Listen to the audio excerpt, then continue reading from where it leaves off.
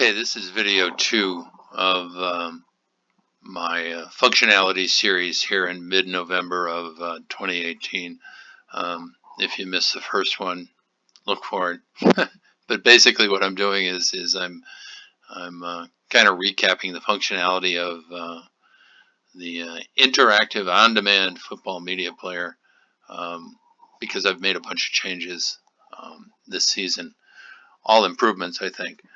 So for this video, we're gonna take a look at the Clemson Syracuse game from Week 5 of the 2018 season, and we go to that by clicking on the line in the table. And as usual, I'll go and turn down the sound as soon as we get to the game. So. 1 year ago, the Syracuse Orange had Clemson seeing red after a stunning upset led by quarterback Eric. Turn this down. I'll turn it down all the way, and then I'll turn it up one notch. Who seized the job from former starter Kelly Bryant, so who will transfer. It's Syracuse let's and Clemson in a battle of ACC. Move along here. We'll go right to the opening kickoff. And he is a strong leg. And 21 touchbacks in 28 kickoffs this year. We'll take a look at the time between plays here. This is really kind of the crux of the whole thing. Is that the time between plays is really significant in football in general. It's just the nature of the game. That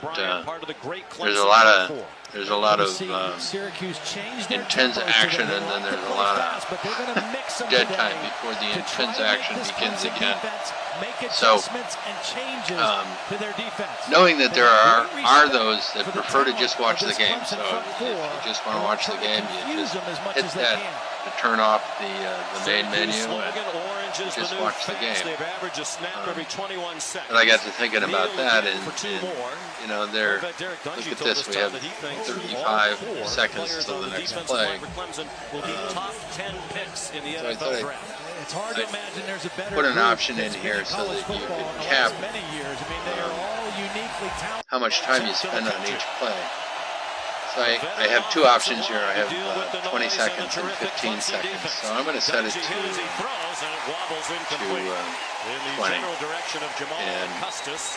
And then we can just let it run here in the background. And we'll see that what happens is that, look, it's like 87 seconds to the next play. But we cap it at 20. So we see this 16 seconds to the next play. This one will exceed our 20-second maximum, so we'll just flow into the next play. But any play where there's more than 20 seconds between plays, it'll cap it and it'll just move to that next play.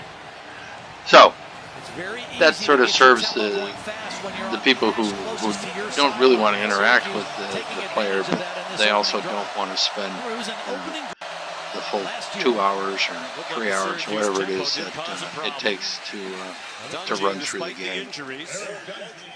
So that's that. So let's go to one of these. I'll turn off the play duration count.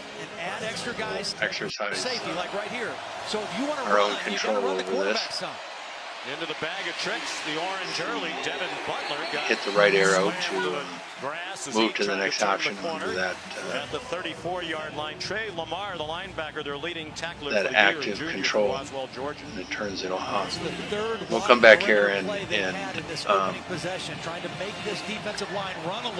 let's see if we can find a play that has a flag.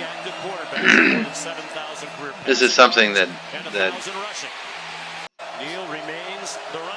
caught my attention as I was working on these later games in the season. Is that when I'm going to skip from play to play, that's fine. But sometimes when you skip play to play, you see that you have a field position that doesn't make sense unless there was a penalty that caused that change in field position. So, you know, it occurred to me that I probably want to include stops in the video for the penalty calls. You know, what usually happens is that they throw the flag, and then there's, you know, sometimes as much as a minute or 2 minutes or whatever to get to the call on this. So, you know, for myself, I do want to see what the call is when they take a full minute to review the video to see whether the call is valid or whatever. I'd like to see that verdict. So that's something that I'm going to put in here in the future. I think that I'll have that done before the end of the season. But it'll add more context to the game, or more complete context to the game. You'll see why. So here comes the field goal kicker. They were on the 35, and the next thing you know, they're down on the goal line. And it's because there was a pass interference called down there near the goal line. So anyway, that's something that's coming up. So now, another thing that I want to show here in this video is game navigation. So let's go down to game navigation. And game navigation gives you game overview with scoring, and this is something that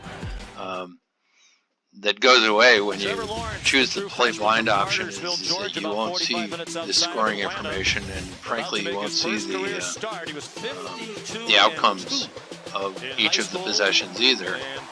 You'll just see the relative time of possession for each of the teams. So from this, we can see that, you know, in the first quarter there's some scoring that goes on. In the second quarter there's some scoring that goes on. In the third quarter, the first 2/3 of the third quarter, there's not a whole lot going on. So we can move to the next series in the game navigation by just hitting the up arrow. See that yellow bar moving as I hit the up arrow? Or you can jump to the next quarter by hitting the right arrow. So there we are at the beginning of the second quarter, and here we are at the beginning of the third quarter. And so let's talk about the stats panel over here on the right side here at the beginning of the third quarter. In the statistics table, I have information about the overall offense, which is in this first section, the passing game, which is in the second section, and the running game in the third section.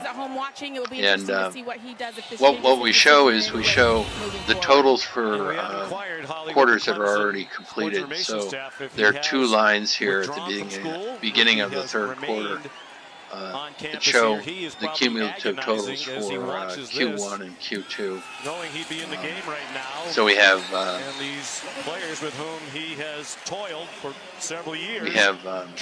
total offense, we have rushing offense and passing offense in the first section. In the second section, we have the number of passing attempts, the number of completions, and the number of interceptions.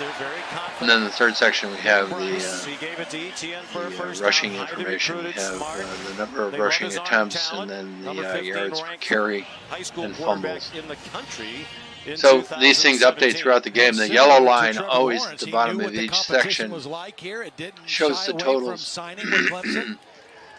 for the game to that point within the game. And they keep it simple for him. If that keeps working, so why wouldn't you just keep we're handing it off straight ahead? And that's what I mean. This is Play what four, they've got to lean on right now. Don't put the pressure on the new quarterback. First possession in Q3. And so this shows, you know, where we are up to this point in the game. So, so that's that. That's what the statistics does. It updates throughout the game. Clemson is going fast on this opening drive of the second half. I think that's all I wanted to cover here in this video. We have, several other things to cover in the next video. So look for it, and thank you for watching this one.